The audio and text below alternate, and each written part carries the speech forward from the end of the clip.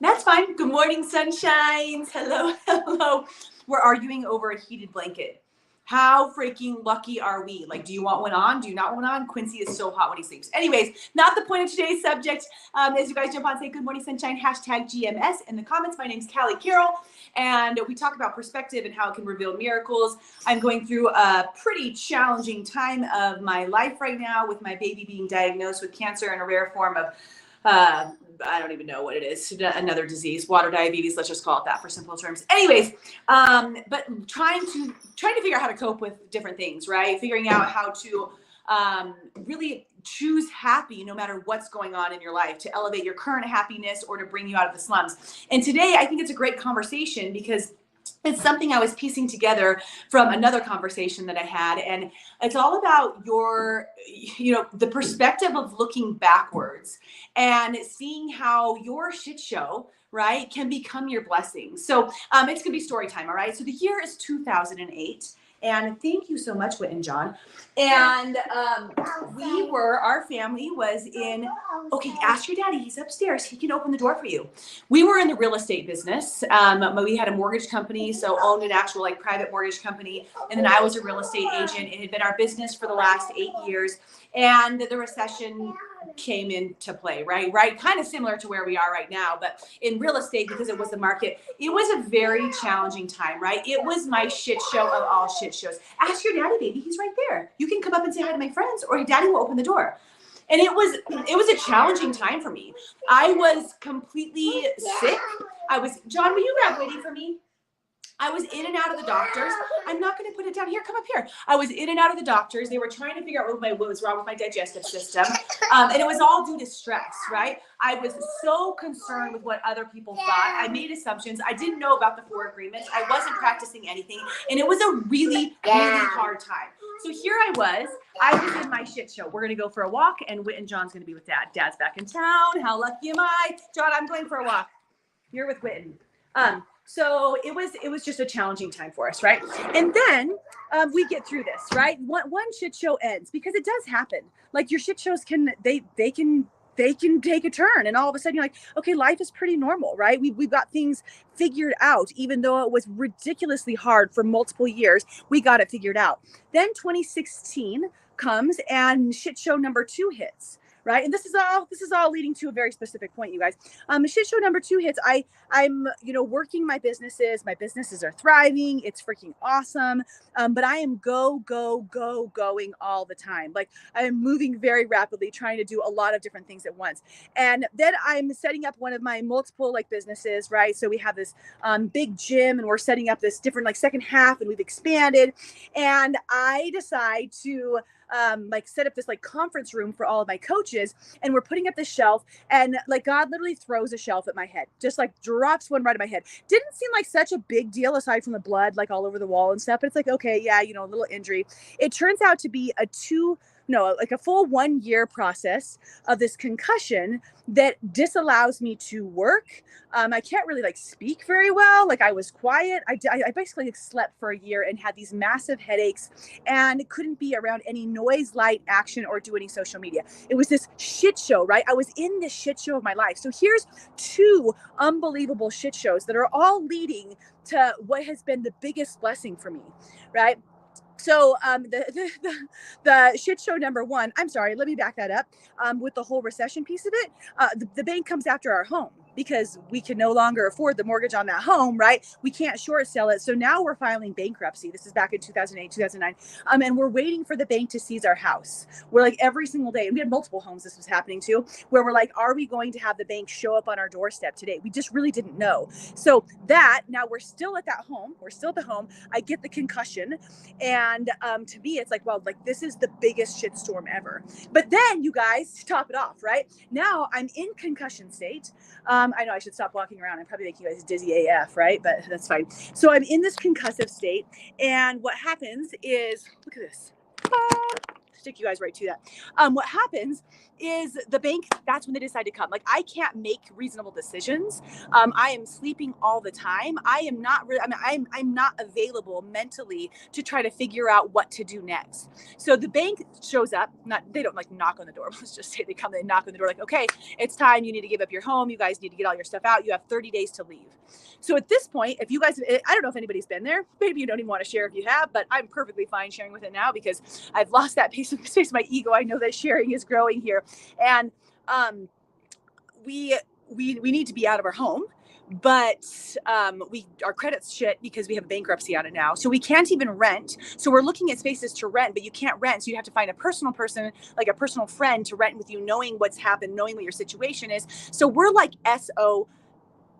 Like it's a shitstorm of all shitstorms, right? So here I am, concussed. We're losing our home finally.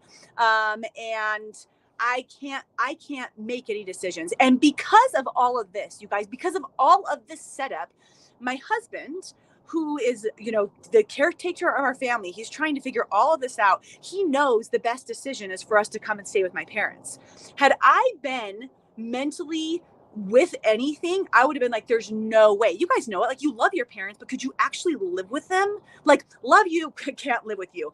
And so he moves us into my parents' house, this tiny home built in 1969, right? Which, by the way, I love, with all of us. So now there's my currently 2 kids, my parents. So there's 6 of us living in this home with not enough bedrooms, not enough space. And I'm just like, what is happening with my life, right? Right about this time, I start to heal. I did a Reiki session, some different things occurred. I started letting go on some things and my headache starts to go away and I start to come to. And then I'm like, what is happening? And we end up, overall, we didn't even know what we were doing, you guys. We had no exact plan. We were like, do we build something out in the shop? Are we just staying here? Are we waiting it out a year till our credit's better so we can like get a rental property? Like, we didn't know what was going on.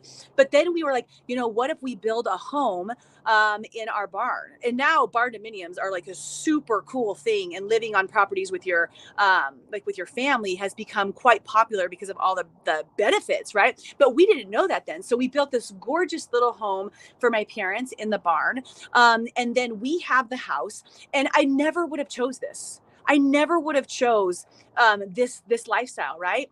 Let's fast forward to June 24th, 2022, when we go into the hospital for a routine test, not a routine test at all, but for a test that we thought was routine based upon the explanation that people gave us, like it's not a big deal. And we discover that Witten John has Langerhans cell histiocytosis, diabetes insipidus, otherwise now known as arginine vasopressin deficiency, because they're changing the name because it confuses people, whatever. So we discover this and we start this adventure of, we thought what was going to be 1 year of chemo, which now is going to be at least a 1.5 year, cross our fingers, of chemo, that it's working. So we only have to go that long.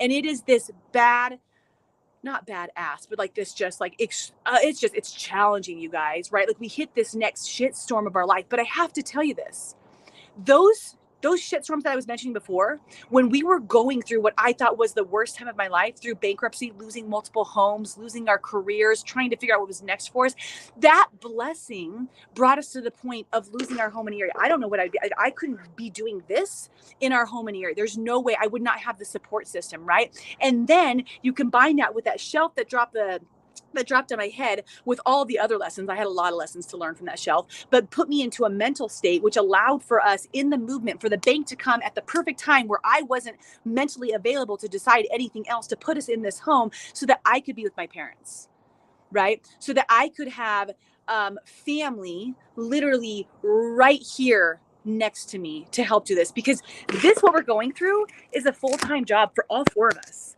It is extremely challenging. Some of you guys know, as caretakers, it is extremely challenging to go through the day-to-day to take care of all 4 of my children, all the things that they need, all of the different, you have 1 kid in college, 1 kid in high school, 1 kid in preschool, 1 kid in chemo, and it's freaking hard AF. But the blessing of the shitstorms of my past brought me to this beautiful space that I never thought I would be. So I was looking at this, you guys, and sometimes when we're in the middle of a storm, when we're in the middle of like what seems to be the last of us, right? The darkness of us, like we don't even know what to do with ourselves. You don't know.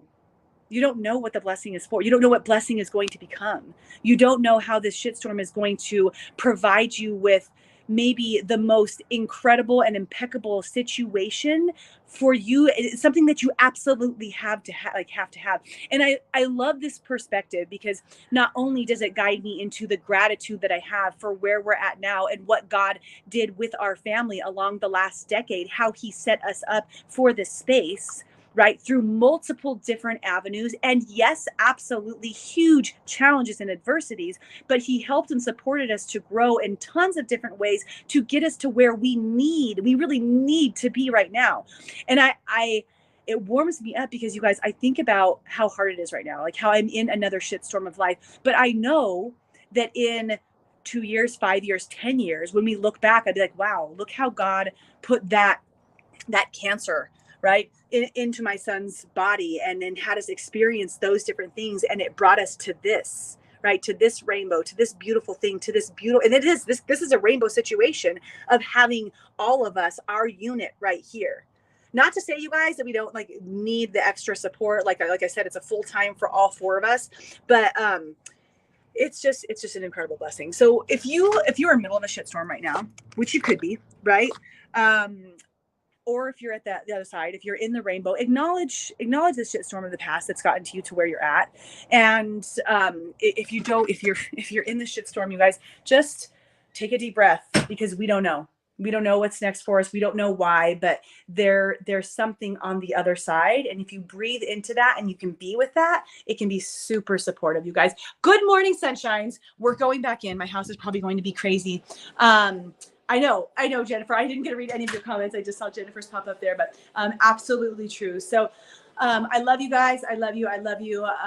Whether you're in the middle of a shitstorm or a rainbow, whatever it is, just take some deep breaths. And if you're committed, just commit to connecting with that message. That's it, you guys. Thank you so much. Love you. Good morning, sunshines. We are off to chemo, round number 2 out of 12. Talk about a shitstorm. Okay, love you.